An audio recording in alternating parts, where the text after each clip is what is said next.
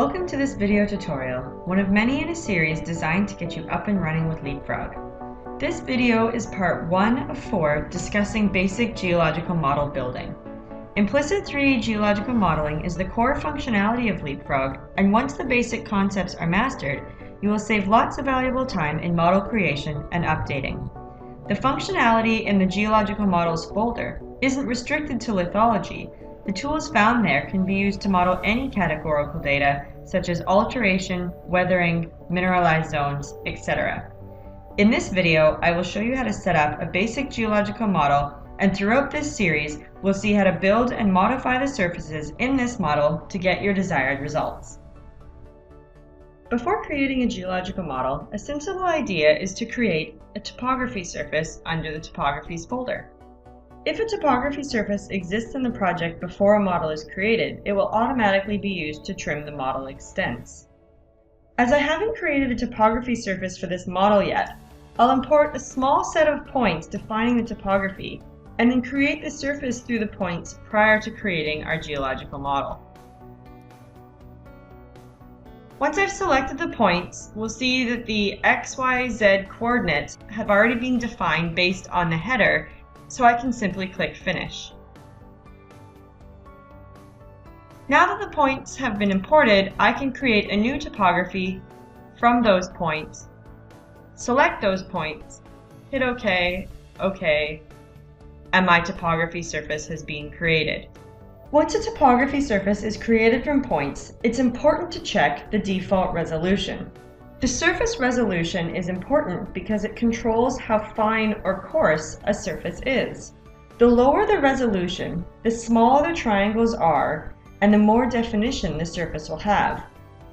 Leapfrog will assign a default resolution to the topography surface built from GIS data or points based on the extents of the data. Large extents equal large triangle size making up the surface. This typically isn't a reasonable triangle size to get the desired detail. To change it, simply double-click on the newly created topo surface in the project tree.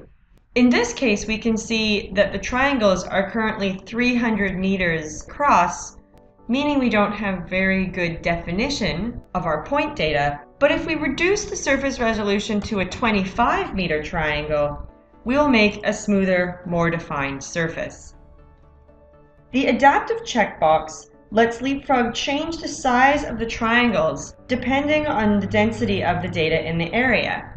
In areas with lots of data, the triangles will be smaller, and in areas with sparse data, the triangles will be larger. Whether or not adaptive is a good idea is dependent on the surface you're trying to create and the data available. Now that I have a topo surface and a better understanding of resolution, I'll begin a geological model by right-clicking the Geological Models folder, New Geological Model. The Geological Model window will appear, which lets you set a number of parameters for the model, including the base lithology column to use, the surface resolution, and the model extents. You will start by selecting the base lithology from a drop-down list. The base lithology is the column containing the data that you will use to build the geological model.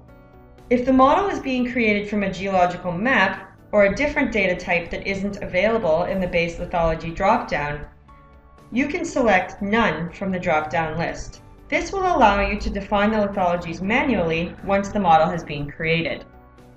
For this example, I will use the Simple Lith column. You will want to make sure that you choose the correct lithology for your base lithology, as once the geological model has been created, you can't go back and change this column. If you'd like to build a new model from a different column of data, you would simply create a new geological model.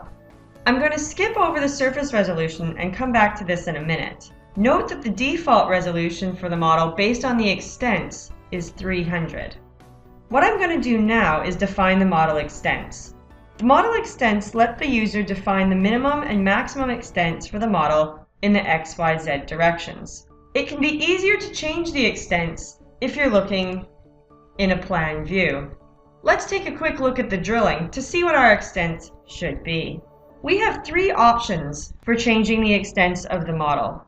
We can either use the red arrows to change the extents in the X and Y directions, and the purple arrows to change the extents in the Z direction. Or the second option for choosing the model extents is to hit the Enclose Objects drop-down, which gives me a list of objects in the project which I can use to base the extents on. In this project, I'm going to use this option, and I'm going to select the Geology table to assign my model extents. A third option is to simply manually enter the desired values into these boxes. If you noted the resolution before, you'll notice that when I change the extent, the resolution has changed as well. The default resolution that Leapfrog assigned based on the extents gives a good indication of what we can reduce it to without having to wait too long for processing.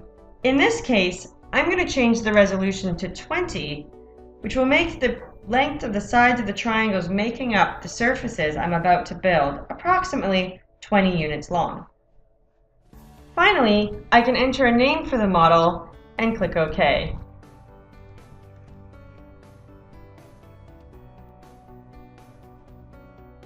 Once a geological model has been created, 5 subfolders become available under the Geological Model heading. These are the boundary, the fault system, lithologies, surface chronology, and output volumes. An overview of the functionality of these folders is covered in a different video called Geological Model Overview and Useful Leapfrog Outputs. In this video, let's take a more detailed look at the boundary folder. As you just saw, when the model was originally set up, you define the extents. Once the geological model has been created, the model extents can be edited in the boundary subfolder. To check how the boundary is currently being defined, click the triangle next to the boundary subfolder.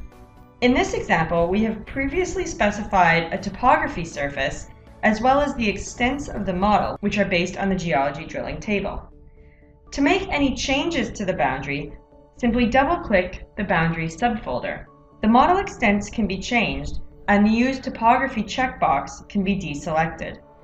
To add an additional boundary, such as a basement unit or a property boundary, right-click the boundary subfolder and select either New Base or New Lateral Extent.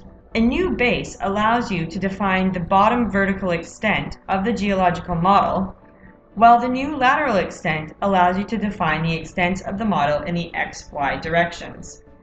As you can see, both bases and lateral extents can be created using a number of different data types and can be edited and turned on and off as required by double-clicking on the boundary subfolder and ticking or unticking any checkboxes.